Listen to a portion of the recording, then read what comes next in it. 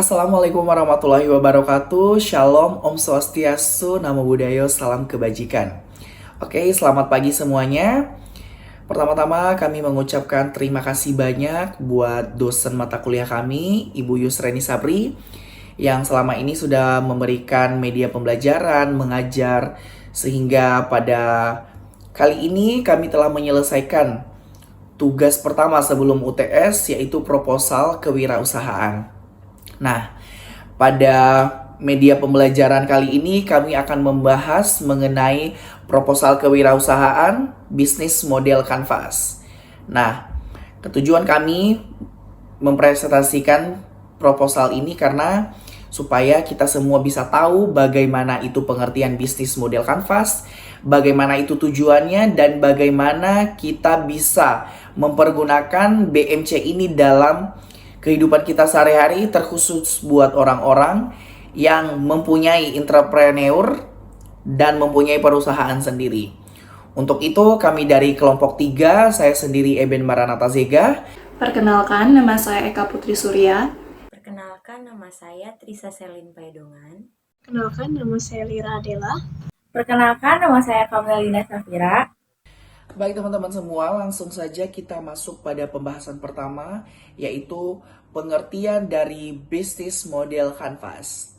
Nah, bisnis model Canvas ini merupakan sebuah pendekatan manajemen bisnis di mana dalam pendekatannya itu dituangkan dalam sebuah visualisasi gambar atau chart, di mana mulai dari pengertian, step by step, langkah-langkah yang sudah diambil, serta tujuan visi misinya sudah tertera dalam visualisasi gambar tersebut. Nah, dalam visualisasi gambar ini terdapat 9 elemen atau 9 komponen elemen yang sangat penting dalam mendukung proses bisnis model Canvas tersebut. Nah, konsep ini juga pertama kali dipopulerkan oleh Alexander Osterwalder, di mana dalam bukunya Business Model Generation memiliki model bisnis yang sama halnya dengan mengisi strategi atau komponen penting dalam model bisnis yang akan dijalankan. Tujuan dari BMC ini, teman-teman, yaitu membantu para pemilik bisnis atau entrepreneur untuk memetakan dan mengkomunikasikan aspek-aspek kunci dari model bisnis mereka yang sudah mereka jalankan agar orang-orang yang melihat, membaca dapat mudah mengerti dan dipahami. Selain itu, bisnis model Canvas ini juga bisa menjadi salah satu media untuk mengidentifikasikan kekuatan dan kelemahan dalam model bisnis yang sudah dibuat. Kenapa? Karena di dalam model ini sudah tertera bagaimana cara kita untuk dari awal proses hingga proses akhir kita sudah merencanakan satu persatu, sehingga kita sudah tahu apa dampak negatif dan dampak positifnya, sehingga ketika kita sudah tahu hal tersebut kita bisa langsung memperbaiki supaya tidak ada masalah di akhir dari bisnis kita sendiri. Nah, bisnis ini juga dapat mempermudah kita untuk mencari ide-ide baru, serta dapat mempermudah kita dalam mengembangkan bisnis untuk jangka waktu yang lebih lama. Oke teman-teman, sekian dari penjelasan pengertian bisnis model Canvas ini. Untuk penjelasan berikutnya akan dijelaskan oleh teman kita selanjutnya. Sekian presentasi dari saya, terima kasih. Assalamualaikum warahmatullahi wabarakatuh. Bisnis model Canvas mempunyai 9 komponen, di antaranya value proposition, customer segment, channel, key activities, customer relationship, revenue stream, key partner, cost structure, dan juga key resource. Di sini saya akan menjelaskan BMC dari produk yang kelompok saya buat. Yang pertama adalah value proposition. Nilai jual dari produk kami diantaranya desain trendy dengan warna soft dan model unik, keberagaman produk, personalisasi stiker, portabilitas, dan kualitas dari segi material maupun performa. Yang kedua, customer segment. Pengguna yang akan menjadi target bisnis kita diantaranya anak muda di perkotaan, pelajaran mahasiswa, para pekerja di ruang terbuka non-AC atau kipas, penggemar aktivitas outdoor, dan juga penyedia acara atau konser. Yang ketiga ada channel. Di sini sarana interaksi antara kita dan juga customer, baik untuk promosi, untuk membeli produk, dan layanan yang disediakan bisa melalui platform online atau e-commerce, pemasaran media sosial, dan juga pengecer lokal. Yang keempat ada key activities. Di dalamnya terdapat desain dan inovasi produk, manajemen rantai pasokan, dan pemasaran juga branding. Yang kelima, customer relation. Strategi terbaik untuk berinteraksi dengan pelanggan bisa mulai pelayanan di berbagai platform online. Contohnya program loyalitas dan kustomisasi produk online. Yang keenam ada revenue stream. Sumber pendapatan yang kita dapat diantaranya melalui penjualan produk, baik online maupun offline, paket bundle dan promosi, kustomisasi fees, kemitraan dengan brand atau juga acara. Yang ketujuh ada key partner. Terdapat sumber daya dari luar yang diperlukan untuk modal bisnis. Contohnya kita bisa dapat melalui supplier produk, e-commerce, toko fisik atau agen penjual, juga jasa pengiriman. Yang kedelapan ada cost struktur. Biaya yang dikeluarkan untuk produk diantaranya biaya pembelian kipas dari supplier dan biaya distribusi, serta ada biaya material untuk personalisasi produk, biaya pemasaran teknologi atau platform online.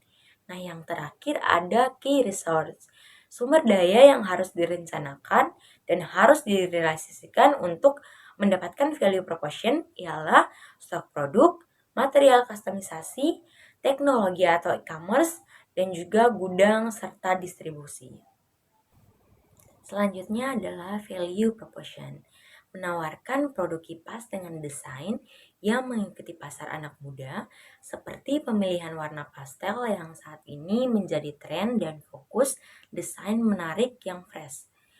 Dan juga model-model unik yang kami pilih memberikan visual kipas yang tidak konvensional.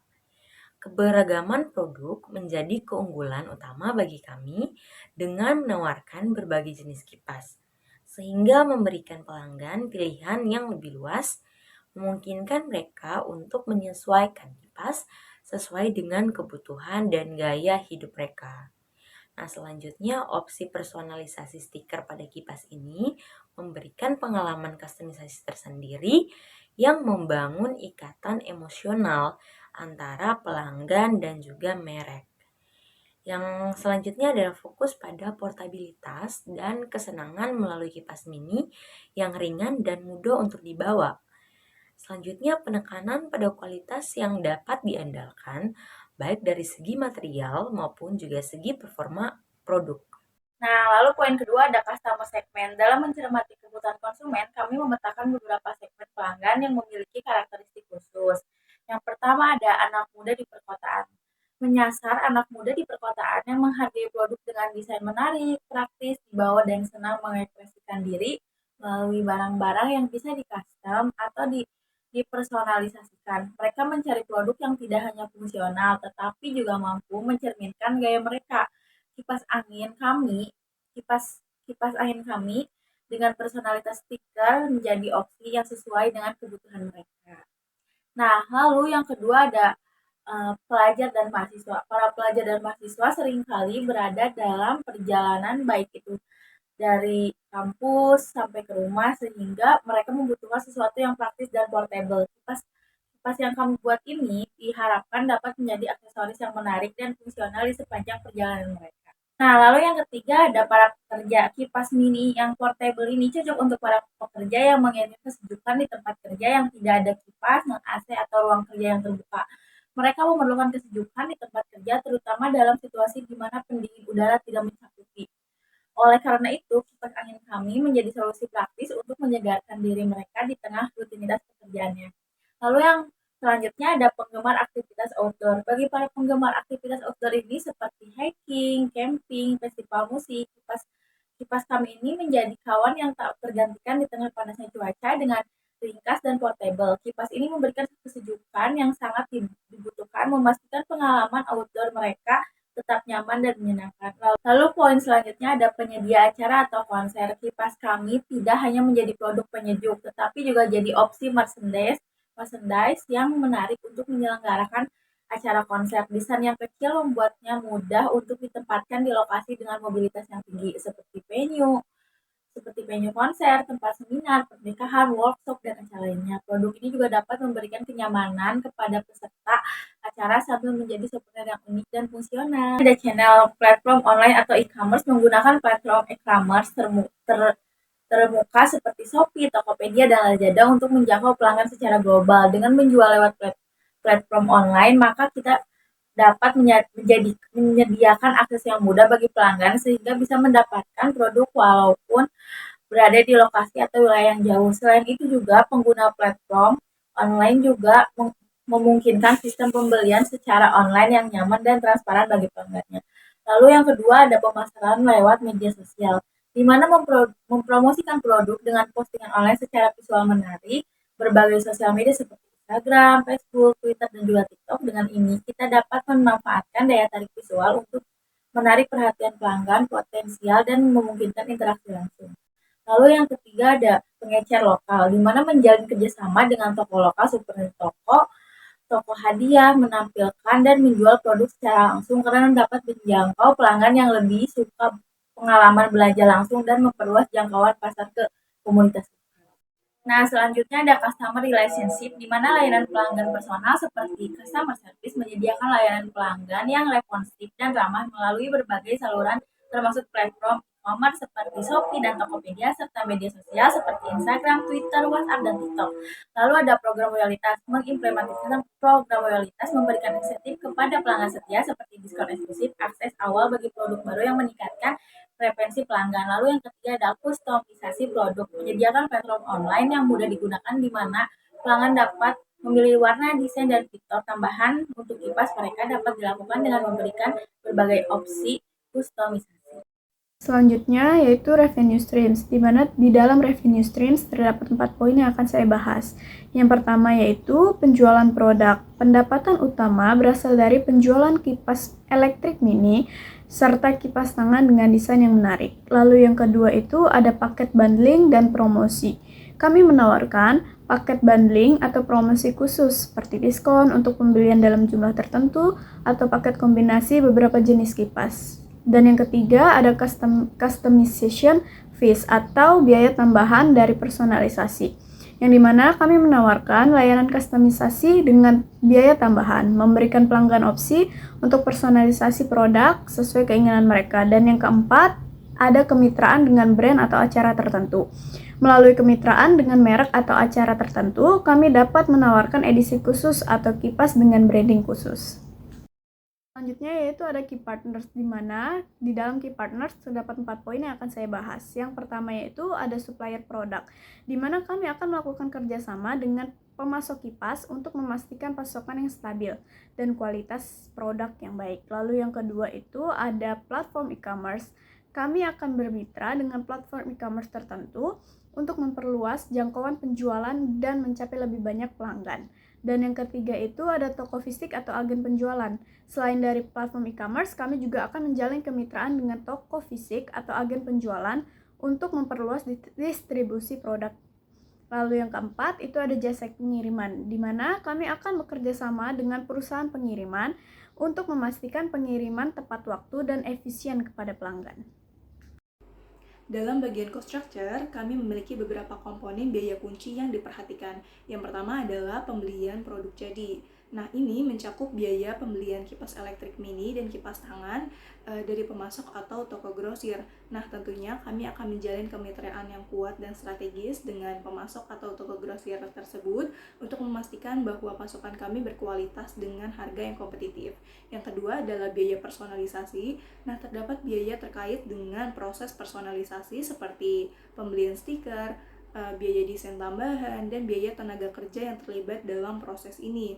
Selanjutnya adalah biaya pemasaran dan promosi. Nah, anggaran ini dialokasikan untuk strategi pemasaran baik online maupun offline, termasuk iklan di media sosial, kampanye promosi, dan kehadiran dalam acara atau pameran tertentu untuk memperkenalkan produk dan meningkatkan penjualan. Selanjutnya adalah biaya distribusi. Biaya ini terkait dengan distribusi produk kepada pelanggan, termasuk biaya pengiriman, penyimpanan persediaan, dan kerjasama dengan mitra atau toko fisik. Nah, yang terakhir adalah biaya yang terkait dengan platform e-commerce seperti investasi dalam teknologi yang mendukung operasional bisnis kami secara digital. Sementara itu, pada bagian key resources, kami fokus pada sumber daya yang mendukung operasional bisnis. Yang pertama yaitu sumber daya produk, yaitu kipas elektrik mini dan kipas tangan dari pemasok atau toko grosir yang dipilih sesuai dengan karakter bisnis kami sebagai produk inti yang dijual. Yang kedua adalah material kostumisasi berupa stiker, desain tambahan, dan bahan personalisasi sebagai elemen penting untuk membedakan produk dan memberikan nilai tambah kepada pelanggan. Selanjutnya adalah tempat penyimpanan yang memadai dan jaringan distribusi untuk mengelola persediaan dan mengirimkan produk ke pelanggan dengan tepat waktu. Yang terakhir adalah infrastruktur teknologi termasuk platform e-commerce dan sistem pembayaran online untuk mendukung operasional penjualan dan interaksi pelanggan. Teman-teman semua, sekian presentasi dari kelompok kami. Mungkin sana-sini masih terdapat teman-teman yang masih kurang paham, kurang jelas dari penjelasan dari awal sampai akhir kelompok kami. Kita nanti bisa lanjut diskusi melalui kolom komentar di bawah. Teman-teman bisa berkomentar atau memberikan pertanyaan sebanyak mungkin, gak apa-apa, untuk bisa menambah wawasan kita dan lebih memperdalam dalam mempelajari kewirausahaan bisnis model Canvas tersebut. Oke, saya rasa kita kecukupkan hari ini. Akhir kata dari saya, kurang lebih mohon maaf. Assalamualaikum warahmatullahi wabarakatuh. Shalom, Om Swastiastu, Namo Buddhaya, salam kewajiban.